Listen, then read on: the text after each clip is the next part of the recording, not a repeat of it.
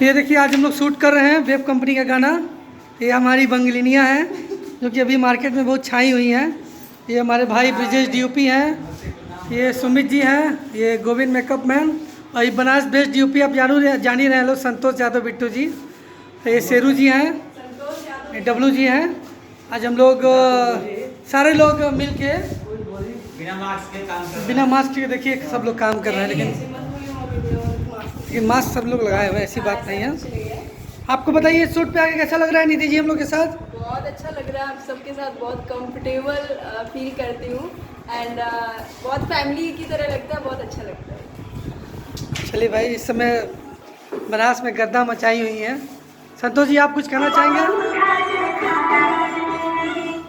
यही कहना चाहेंगे कि आशीष भैया जो हमारे बहुत ही अच्छे डायरेक्टर हैं और आरसी के, जो खेसारी जी पवन जी का ज़्यादातर एल्बम करते हैं, सभी क्या करते हैं, मतलब जितने भी छोटे से बड़े सब एक समान मानते हैं भैया, और बहुत ही अच्छा काम करते हैं।